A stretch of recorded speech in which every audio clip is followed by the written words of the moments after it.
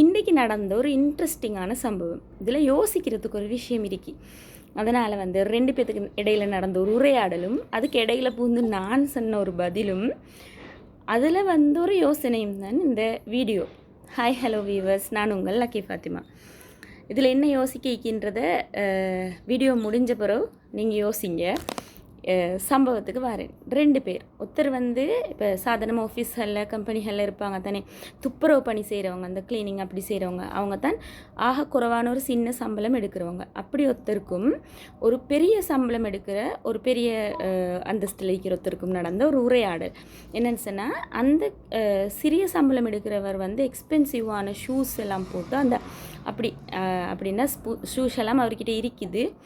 அவர் வந்து அந்த மாதிரி எக்ஸ்பென்சிவான வாட்ச் அந்த மாதிரி ஐட்டம் எல்லாம் அவர் யூஸ் பண்ணுறாரு. ஆனால் ஒன்று வந்து அந்த பாய் வந்து கல்யாணம் எல்லாம் முடிச்சில்ல, ஒரு சின்ன யங் ஏஜ் பாய்.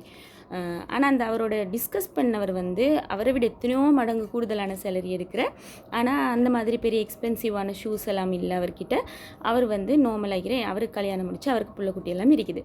அப்போ அவங்க 2 பேரும் டிஸ்கஸ் பண்ணுற நேரம், அப்போ அவர் சொன்னால், உனக்கு பெரிய சம்பளம் எடுக்கிற சொன்னார், உனக்கு என்னப்பா, உனக்கு வந்து பிள்ளையா குட்டியா குடும்பமா, நீ வந்து வேண்டிய மாதிரி செலவழிக்கலும் அப்படின்னு சொன்னோன்னே, மற்றவன் சொன்னான், லைஃப்ன்றிருக்கிறது என்ஜாய் பண்ண தானே, லைஃப்பை வந்து என்ஜாய் பண்ண வேணும். லைஃப்பில் அது வாங்கப்படாது இது வாங்கப்படாது என்னத்துக்கு கேட்குறேன், நல்லா என்ஜாய் பண்ணுங்கள், என்ஜாய் பண்ண தான் லைஃப் இருக்கி. கல்யாணம் எல்லாம் புள்ள குட்டின்றெல்லாம் பார்க்கப்படாது, லைஃப்பை என்ஜாய் பண்ணணும்னு சொல்லி அவன் சொல்கிறான். இது தானே அவங்க 2 பேத்துக்கு இடையில மிச்ச நேரமாக பெய்த்து கொண்டிக்கிற ஒரு பெரிய இதாக இருக்குது. அதாவது அந்த வயசில் மூத்தவர், அந்த நிறைய சம்பளம் எடுக்கிறவர் சொல்கிறாரு, லைஃப் அது இல்லை, கல்யாணம் முடிக்கணும், புள்ள குட்டி பெற்றுக்கொள்ளணும், அப்படி செய்யணும், நீ சேவ் பண்ணு, அது செய் இது செய் அப்படின்னு சொல்கிறேன். இல்லை, லைஃப் அண்ட் என்ஜாய்மெண்ட் தான், என்ஜாய் பண்ண. அப்படி தானே யூத் யங் ஏஜில் இருக்கிறவங்க நிறைய பேர் யோசிப்பாங்க. அப்போ நான் இதை யோசிச்சு கொண்டு நின்றேன். யங்கஸ்ட் நிறைய பேர் வந்து இப்படி திங்க் பண்ணுவாங்க.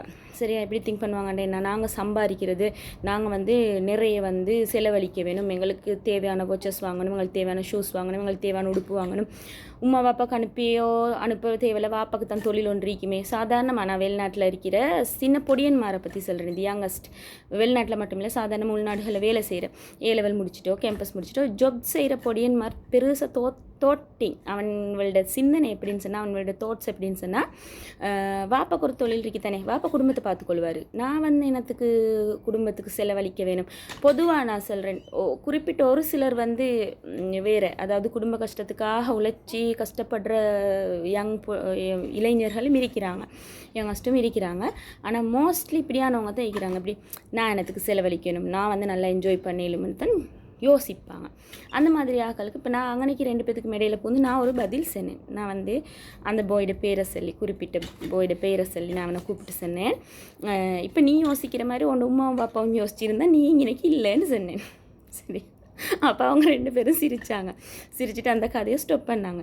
இப்போ நான் சொன்ன விஷயத்தில் யோசிக்கிறேன். இப்படியே இந்த செக்ரிஃபைஸ்ன்றது வந்து பேரண்ட்ஸ் என்னதுக்கு செய்கிறாங்க, அவங்க வந்து ஏதோ ஒரு வீட்டில் பேசியோ லவ் பண்ணியோ ஏதோ ஒரு காரணத்தில் ஒரு மனுஷன் திருமணம் முடிச்சிடுறான்.